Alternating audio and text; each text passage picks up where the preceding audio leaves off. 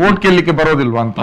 ಓಟಿಗೆ ಹೋದ್ರೆ ಎಲ್ಲಾ ಪಕ್ಷಗಳಿಗೆ ದೊಡ್ಡ ವೋಟ್ ಬ್ಯಾಂಕ್, ಯಾಕಂದ್ರೆ ಒಂದು ಸಣ್ಣ ಪ್ರದೇಶದಲ್ಲಿ ಪೆಟ್ಟಿಗೆ ಓಟುಗಳಿದಾವೆ. ಆವಾಗ ಎಲ್ಲಾ ಪಕ್ಷಗಳ ಕಣ್ಣಿರೋದು ಬೆಂಗ್ರೆ ಮೇಲೆ. ಮೊದಲದು ಉಳ್ಳಾಲ ಕ್ಷೇತ್ರಕ್ಕಿತ್ತು, ಈಗ ಮಂಗಳೂರು ನಗರ ದಕ್ಷಿಣಕ್ಕೆ ಆಗಿದೆ. ಇದರಲ್ಲಿ ಪುನರ್ವಿಂಗಡಣೆಯಲ್ಲಿ ಎಲ್ಲಾ ಪಕ್ಷಗಳು ಕೂಡ ಓಡಿ ಬರೋದು ಬೆಂಗ್ರೆಗೆ, ಯಾಕೆಂದ್ರೆ ಒಂದು ದೊಡ್ಡ ಪರ್ಸೆಂಟ್ ವೋಟ್ ಗೆಲುವನ್ನು ನಿರ್ಧಾರ ಮಾಡುವಂತ ವೋಟ್ ಅಲ್ಲಿ ಇದೆ ಅಂತ. ಆದ್ರೆ ಅದರ ಆಚೆಗೆ ಹಕ್ಕುಗಳ ಪ್ರಶ್ನೆ ಬಂದಾಗ ನೀವು ಅಕ್ರಮವಾಸಿಗಳು ಅಂತ. ಶಾಸಕರು ನೀವು ಯಾರ ಹತ್ರ ಕೇಳಿ ಅಲ್ಲಿ ಮನೆ ಕಟ್ಟಿದಿರಿ? ನೀವು ನಿಮಗೆ ಬೇಕಾದ ಜಾಗದಲ್ಲಿ ಮನೆ ಕಟ್ಟಿ ಇದ್ರೆ ನಡೀತದ? ನೀವು ಸರ್ಕಾರ ಹೇಳಿದಾಗ ಬಿಟ್ಟು ಕೊಡ್ಬೇಕು ಅನ್ನೋ ರೀತಿಯಲ್ಲಿ ಮಾತಾಡ್ತಾರೆ. ಆದ್ರೆ ಚುನಾವಣೆ ಬಂದಾಗ ನೀವು ಅಕ್ರಮವಾಸಿಗಳು, ನಿಮ್ಮ ವೋಟ್ ಬೇಡ ಅಂತ ಯಾರು ಹೇಳಲ್ಲ. ನೀವು ಬೆಂಗಳೂರಲ್ಲಿ ಕೂತಿದ್ದೇ ತಪ್ಪು, ನಿಮ್ಮ ಹತ್ರ ಯಾವುದೇ ರೀತಿಯಾದಂತಹ ದಾಖಲೆ ಇಲ್ಲ, ದಾಖಲೆ ಇಲ್ಲದೆ ಇಲ್ಲಿ ಕೂತಿದ್ರೆ ಅದರಿಂದ ನಿಮ್ಮ ವೋಟ್ ನಮಗೆ ಬೇಡ ಅಂತ ಹೇಳುವಂತ ಒಂದು ಮನೋಭಾವ ಅಥವಾ ಧೈರ್ಯ ಯಾವ ರಾಜಕೀಯ ಪಕ್ಷ ಯಾವ ನಾಯಕರಿಗಳಿಗೂ ಕೂಡ ಇಲ್ಲ.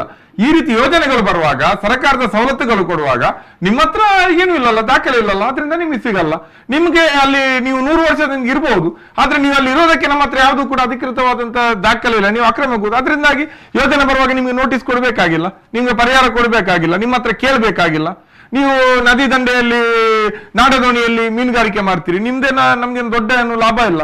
ನಾವು ದೊಡ್ಡ ಏನು ಮೀನುಗಾರಿಕೆ ಡೀಪ್ ಫಿಶಿಂಗ್ ಮಾಡುವವರ ಬಗ್ಗೆ ಮಾತ್ರ ತಲೆ ಕೆಡಿಸ್ಕೊಳ್ತೀವಿ. ಈ ಮರುವಾಯಿ ಎಕ್ಕಿ ರಾತ್ರಿ ಹೋಗಿ ಸಣ್ಣ ಬಲೆ ಎಸೆದು ಬುಟ್ಟಿಯಲ್ಲಿ ಮೀನು ಹಿಡ್ಕೊಂಡ್ ಬರುವವರು ಲೆಕ್ಕಕ್ಕಿಲ್ಲ ಅನ್ನೋ ರೀತಿಯಲ್ಲಿ, ಯಾಕೆಂದ್ರೆ ಅವರು ದೊಡ್ಡ ಲಾಬಿ ಮಾಡುವಷ್ಟು ಸಮರ್ಥರಲ್ಲ. ಅದರಿಂದಾಗಿ ಈ ರೀತಿಯಾದಂತಹ ಒಂದು ಮನೋಭಾವ ಇದೆಯಲ್ಲ, ಇದು ಬಹಳ ಅಪಾಯಕಾರಿ. ಇವತ್ತು ಈ ಕೋಸ್ಟಲ್ ಬರ್ತಿಂದ ಉಂಟಾಗಿರುವಂತಹ ಪ್ರಶ್ನೆ ಅದು.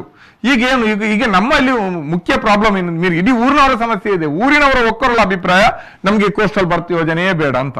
ಅಲ್ಲಿ ಇಡೀ ಎಲ್ಲಾ ಸಂಘಟನೆಗಳು ಒಟ್ಟಾಗಿ ತಗೊಂಡಿರುವಂತ ತೀರ್ಮಾನ, ಎಲ್ಲಾ ರಾಜಕೀಯ ಪಕ್ಷಗಳು ಒಟ್ಟಾಗಿ ತಗೊಂಡಿರೋ ತೀರ್ಮಾನ ನಮಗೆ ಕೋಸ್ಟಲ್ ಬರ್ತ್ ಯೋಜನೆಯೇ ಬೇಡ ಅಂತ. ಆದ್ರೆ ನಾವು ಮೀನುಗಾರರ ಸಮಸ್ಯೆ ಏನಂದ್ರೆ, ನೀವೀಗ ಅಲ್ಲಿ ಕೋಸ್ಟಲ್ ಬರ್ತ್ 350 ಮೀಟರ್ ಅಲ್ಲಿ ಇರುವಂತ ಸ್ವಲ್ಪ ಭಾಗದಲ್ಲಿ, ಒಂದು 100 ಮೀಟರ್ ಭಾಗದಲ್ಲಿ ನಮ್ಮ ದೋಣಿಗಳು ಕಟ್ತೀವಿ. 100-150 ಮೀಟರ್ ವ್ಯಾಪ್ತಿಯಲ್ಲಿ ಅಲ್ಲಿ ನೀವು ಈಗ ಯೋಜನೆ ತಂದ್ರೆ ದೋಣಿಗಳನ್ನ ಎಲ್ಲಿ ಕಟ್ಟಬೇಕು?